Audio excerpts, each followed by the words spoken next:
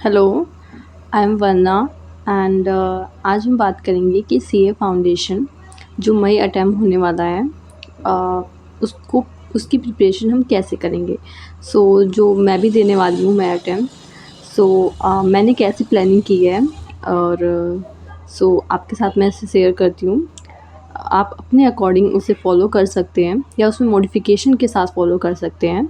सबसे पहले हम देखते हैं कि इसमें पेपर कितने होते हैं, राइट। तो जो हम सब जानते हैं कि सीए फाउंडेशन में 4 पेपर्स होते हैं। First accounts and second law, third quantitative aptitude and fourth economics, right. इसमें क्या है कि ये दोनों अकाउंट्स एंड लॉ ये सब्जेक्टिव होते हैं। मीन्स हमें रिटन प्रैक्टिस करनी होगी, हमें वहाँ पर लिखना होगा, राइट। एंड इसमें क्वांटिटेटिव एप्टीट्यूड में एंड इकोनॉमिक्स में ये हमारे पेपर्स एमसीक्यू बेस्ड होते हैं, राइट। इसमें हमें एमसीक्यू 100 एमसीक्यू होंगे ईच सब्जेक्ट में एंड उसमें हमें एमसीक्यू ईच क्वेश्चन एक मार्क्स का होगा, राइट। तो हमें उसे कंप्लीट करना होता है। इसमें नेगेटिव मार्किंग होती है, इन दोनों एग्ज़ाम्स में जो एमसीक्यू होते हैं उसमें नेगेटिव मार्किंग होती है, तो उसको हमें ध्यान पे रख कर ही तैयारी करनी है या एग्ज़ाम्स करनी है, राइट। तो हमें अकाउंट्स में क्या क्या स्ट्रेटजी होगी। सबसे पहले हमें स्पीड पे फोकस करना होगा, राइट। हम कोई भी क्वेश्चन करते हैं तो हम एक टाइम डिसाइड कर लेंगे कि इतने समय पे हमें करना है एंड सेकेंड टाइम हम उसी क्वेश्चन को करेंगे तो हमें फिर डिसाइड करना है कि इससे कम समय पे हमें करना है, राइट। ये हमारा एक स्ट्रेटजी होगी इसमें। एंड सेकंड इसमें होगी कि कॉन्सेप्ट क्लियर होना चाहिए, राइट। हमें एक एक जो भी हम एंट्री पास करते हैं तो हम जानना होगा कि डेबिट क्यों हो रहा है, ये क्रेडिट क्यों हो रहा है, ये क्यों हो रहा है, इसमें क्या कॉन्सेप्ट लगा हुआ है, राइट। हर क्वेश्चन करते हुए, हर चीज़ पढ़ते हुए हमें यहाँ पर कॉन्सेप्ट पर ध्यान देना है, क्योंकि थ्योरी डायरेक्टली एज सच बहुत सारी पूछी नहीं जाएगी, बट हमें कॉन्सेप्ट क्लियर होंगे तो हम अगर कुछ क्वेश्चन थ्योरी के आएंगे उसे भी हम कंप्लीट कर सकते हैं। उसके साथ ही जो प्रैक्टिकल होता है, प्रैक्टिकल क्वेश्चन करने के लिए थ्योरी मस्ट है। हमें थ्योरी के साथ साथ मतलब कॉन्सेप्ट इज़ मस्ट, तो कॉन्सेप्ट क्लियर होना चाहिए एंड मच प्रैक्टिस, राइट। मोर जितना हो सके प्रैक्टिस करें, क्योंकि प्रैक्टिस की वजह से हमें जो क्वेश्चंस होंगे वो सिमिलर लगेंगे, तो हमें जल्दी सॉल्व होगा एंड टाइम की बचत होगी, राइट। उसमें हमें जो मिस्टेक्स हम अगर डेली बेसिस पे करेंगे तो जो हम प्रैक्टिस के दौरान, तो हम उसे एक न्यू डायरी या एक आप बुक्स के या नोटबुक के पीछे आप उसको एक बना सकते हैं, एक 1.5 पेज, जिसमें आप हर मिस्टेक्स को लिखेंगे एंड जब भी आप वो मिस्टेक्स करेंगे कोई भी, आप वहाँ पर नोट करेंगे एंड देन उसको आप हमेशा देखते रहेंगे कि आप क्या मिस्टेक्स कर रहे हैं और किन किन मिस्टेक्स को आपने ओवरकम किया, राइट। एंड लॉ में स्ट्रेटजी होगी हमारी कि हमें रिटन प्रैक्टिस करना है डेली। मीन्स अगर आप कोई सी भी टॉपिक करते हैं, कोई सा भी चैप्टर करते हैं, तो उसमें अगर आप हो सके तो आप प्रीवियस ईयर के पेपर्स देखें या जो चैप्टर्स के बुक के जो बैक में क्वेश्चन होते हैं बैक साइड में, उसको देखें एंड आप एक क्वेश्चन डेली उसमें लिखने की प्रैक्टिस करें। आपको नहीं लिखा जाएगा, प्रॉब्लम होगी, मिस्टेक्स होंगी, बट आप ट्राई करेंगे एंड डेली लिखने से ये जो हमारे लिखने की प्रैक्टिस, लिखने की जो स्पीड है या जो हमारे कंटेंट जो हम लिखते हैं स्टाइल है वो अच्छा होगा एंड मार्क्स इंक्रीज़ होने के चांसेस होंगे, राइट। एंड उसमें हमें लॉ एक थ्योरेटिकल सब्जेक्ट है, उसमें हमें जो कि क्या कहते हैं रीडिंग करनी होती है, बिकॉज हमें लर्न करना हो और लर्न हमेशा रीडिंग से होता है एंड चीज़ें समझ भी आती हैं रीडिंग से। तो हमें हमेशा बहुत सारी रीडिंग्स करनी है जब तक समझना है। एंड क्वांटिटेटिव एप्टीट्यूड का ये स्ट्रैटेजी हो सकती है कि कैलकुलेटर हमें यूज़ करना है, पर ये तो हमें सबको पता है कि कैलकुलेटर यूज़ कर सकते हैं, राइट। हम खुद से भी कर सकते हैं, बट कैलकुलेटर हमें यूज़ ऐसे करना है शॉर्ट ट्रिक से, मतलब फास्ट करना है, ताकि हमें अगर मौका मिल रहा है कैलकुलेटर से करने का तो हम ऐसे करें ताकि वो जल्दी आंसर निकल सके। बिकॉज हमको करीब लगभग 1 से 1.5 मिनट मिलेगा एक क्वेश्चन करने में, राइट।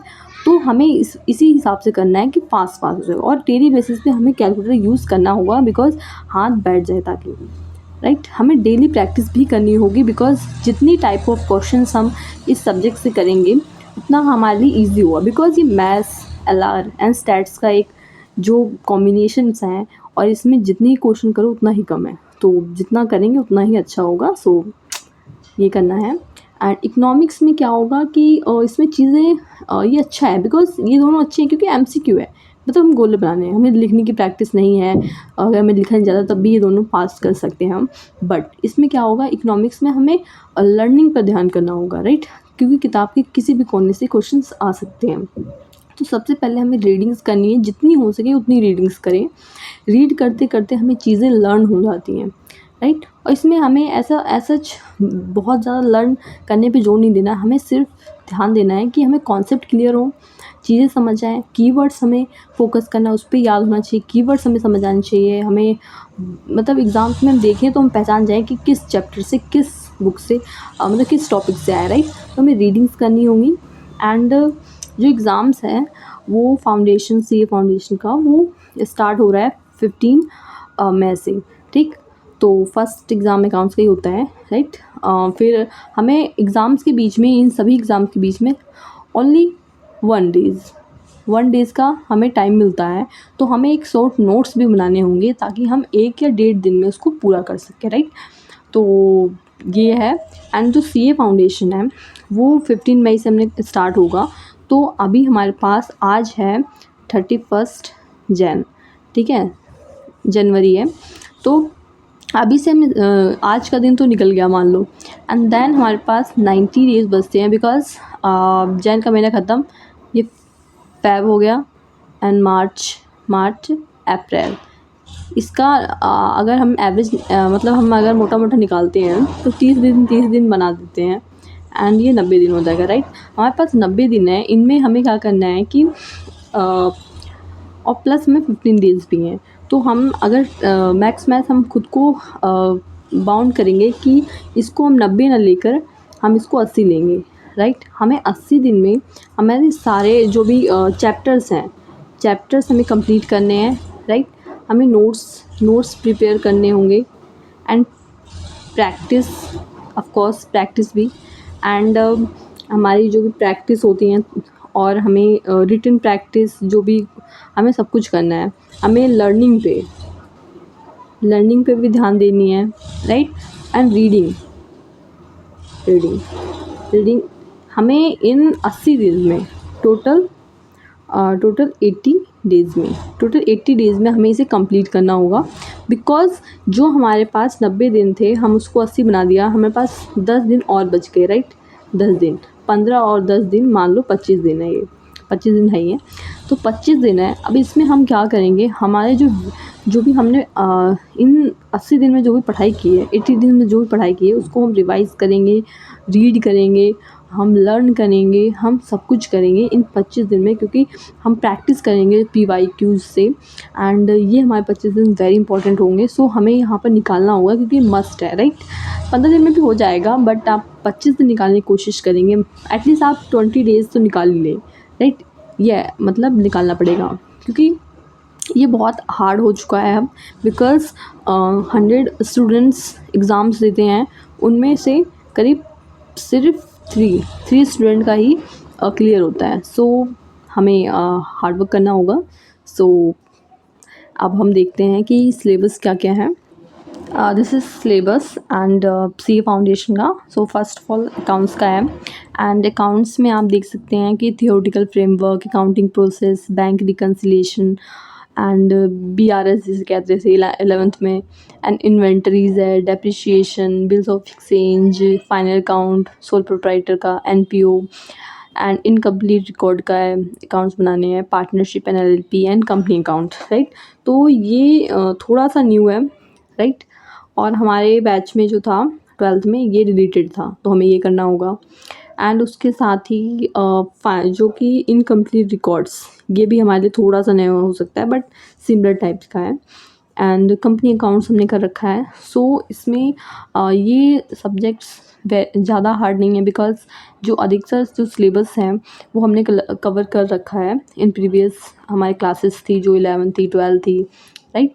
हम फर्स्ट, अगर किसी ने ग्रेजुएशन का फर्स्ट सेमेस्टर कंप्लीट कर लिया है बीकॉम का, बीकॉम ऑनर्स का, तो उसने भी काफ़ी हद तक पढ़ रखा होगा। सो तो आप ये कर सकते हैं। तो इसमें टोटल 12 हैंगे, और जो शुरू स्टार्टिंग से तो थ्योरी है, बाकी ये सब हैंगे प्रैक्टिकल। सो हमें सबसे पहले अगर हमें स्टार्ट भी करना है तो ये हम अगर इंडिविजुअल कभी भी स्टार्ट कर सकते हैं, बट जो सबसे पहले है जो फाइनल अकाउंट्स होता है इसको फर्स्ट लेना है, एंड देन हमें इसे सेकंड लेना है एंड थर्ड लेना है, एंड इस मतलब तरीके से करेंगे तो ताकि इसमें बेसिक्स कंप्लीट होंगे तो क्योंकि सेम अकाउंट्स बनाने पड़ते हैं तो हमारे लिए ईजी होगा, राइट, हम कर सकते हैं। इसमें 12 हैं, आप इसमें देख सकते हैं कितना आप एक चैप्टर को कितना डेज देंगे, तो आप अपने अकॉर्डिंग डिसाइड कर सकते हैं आपको कौन सा टॉपिक स्ट्रॉन्ग है तो उसमें आप कम दें, एंड जिसमें मतलब आपका वीक है उसमें ज़्यादा दे सकते हैं।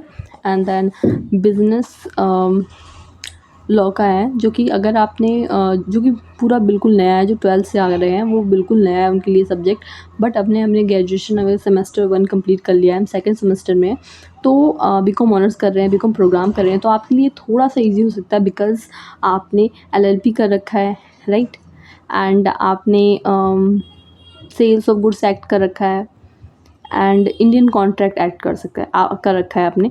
3 यूनिट्स आपकी कंप्लीट है, मीन्स आपके 3 चैप्टर्स कंप्लीट हैं, एंड देन आप इसमें रिवाइज कर सकते हैं, जो एडिशनल टॉपिक्स हैं उनको कंप्लीट कर सकते हैं, एंड देन ये बहुत छोटा हैगा तो आप इन सबको आप कंप्लीट कर सकते हैं। तो आप इसमें देख सकते हैं कि जो छोटा जो चैप्टर्स होते हैं वो एलएलपी बहुत छोटा है, नेगोशिएबल इंस्ट्रूमेंट बहुत छोटा है, इंडियन रेगुलेटरी फ्रेमवर्क बहुत छोटा है, इवन कंपनी एक्ट भी बहुत छोटा है, बट जो पार्टनरशिप एक्ट है and sales of goods act and contract act बहुत ही लंबे हैं, बहुत बड़े हैं, एंड इवन कॉन्ट्रैक्ट बहुत बड़ा है। सो आप इसमें टाइम ऐसे डिवाइड कर सकते हैं आपको कौन सा इजी लगता है, आपने कौन सा पढ़ रखा है उसमें कम दें एंड ज़्यादा दे सकते हैं, अदरवाइज़ जिसमें नहीं पढ़ रखा, या आप इसमें मतलब आप देख सकते हैं कि कितना पेजेस हैं कि उस हिसाब से भी आप पढ़ सकते हैं, आप डिफ़िकल्टी के हिसाब से भी टाइम डिवाइड कर सकते हैं। एंड देन ये हमारा क्वांटिटेटिव एप्टीट्यूड है जो एमसीक्यू होता है अगेन।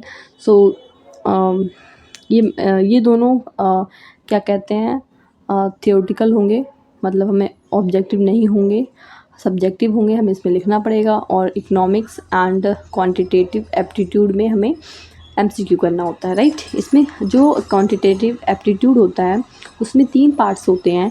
पहला मैथ्स होता है, राइट, मैथ्स 40 मार्क्स का आता है, इसमें ये टॉपिक्स होते हैं, करीब 8 टॉपिक्स हैं, एंड देन हमारे पास लॉजिकल रीजनिंग आता है जो 20 मार्क्स के हैं, एंड देन हमारे पास सेक्शन सी होता है स्टैटिक्स का जो 40 मार्क्स का होता है, और हमें हर ये जो 4 सब्जेक्ट हैं इसमें हर सब्जेक्ट में 40% लाना कंपलसरी है, एंड ओवरऑल जो टोटल होगा वो 50% बनना चाहिए। मीन्स आपको 40 मतलब 400 मार्क्स का है तो हमें ओवरऑल 2000 लाना है, एंड इंडिविजुअल हमें एटलीस्ट 40% यानी 40 नंबर लाने हैं। मीन्स अगर यहाँ पर आप देख सकते हैं जिसका नॉन मैथ होता है उसको मैथ से थोड़ा सा प्रॉब्लम हो जाता है, बट इस पे कुछ टॉपिक्स हैं जैसे कि बहुत रेशो वगैरह, ये बहुत इजी हो जाते हैं, इंटरेस्ट वगैरह, तो आप इसे कंप्लीट कर सकते हैं, एंड इसमें भी आप थोड़ा मार्क्स ला सकते हैं, बट हाँ लॉजिकल रीजनिंग में थोड़ा प्रॉब्लम होता है, but it will be good. और स्टैटिक्स ईजी लगता है, मतलब जो नॉन मैथ्स होते हैं वो भी ईजिली कर सकते हैं, तो पासिंग मार्क्स आ सकते हैं। एंड देन हमारा इकोनॉमिक्स इसमें 12th है 11th का मैक्रो एंड माइक्रो है ना, राइट, इंडियन इकोनॉमिक था उसमें ये मिक्स है 11th एंड 12th का ही है, और थोड़ा सा जो चैप्टर्स हैं वो हाँ थोड़ा सा टॉपिक्स हैं जो अलग से आ सकते हैं, but it will be good, it will be scoring chapter because MCQ है, एंड हमने थोड़ी पढ़ाई भी है, तो ये अच्छा हो सकता है। इसमें आप एग्रीगेट में अगर मार्क्स ला सकते हैं ज़्यादा, मतलब 40% से ज़्यादा ला सकते हैं इसमें। एंड अगर आप स्ट्रैटेजी बनाएं तो मैंने कैसे बना रखा है, माई स्ट्रैटेजी इज़ कि मेरा अकाउंट्स स्ट्रॉन्ग तो नहीं कह सकती बट बहुत वीक भी नहीं है as compare to maths, right. तो मुझे आई थिंक हमने प्रैक्टिस किया, मतलब प्लानिंग किया है कि इसमें हम 40% लाएंगे, मीन्स आप 50% ला सकते हैं, बट एटलीस्ट आप खुद को पहचानें कि आप कैसा कर सकते हैं, राइट। तो आप इसमें 40 मार्क्स भी लाएंगे, एंड इसमें आप लॉ है, लॉ में आप 50 करीब आप लाने की कोशिश करें एंड आप इसमें ला सकते हैं इसमें आप करीब 80 से टू 70 मार्क्स आप ला सकते हैं easily because it's easy, not very hard but easy. So आप इसमें ला सकते हैं करीब 60 मार्क्स। इसमें आप इतना कोशिश कर सकते हैं एंड और आपको इनको टोटल करेंगे तो 200 से ज़्यादा मार्क्स बन रहे हैं, राइट। आप देख सकते हैं कि यहाँ से ये हो गया 200 हो गए, राइट। 200 एंड 150 एंड 150, 120 लगभग 130 लगभग बन रहा है। मतलब आप अगर इसमें 50 भी आप स्कोर कर लेंगे एंड इसमें आप 70 भी स्कोर कर लेते हैं देन आप पास हो सकते हैं। सो इसमें 40 मस्ट है बिकॉज मैथ्स है, right. So this is my strategy and hope you like. And आप इसमें मॉडिफिकेशन कर सकते हैं, अपने अकॉर्डिंग आप डिसाइड कर सकते हैं, right. Thank you so much.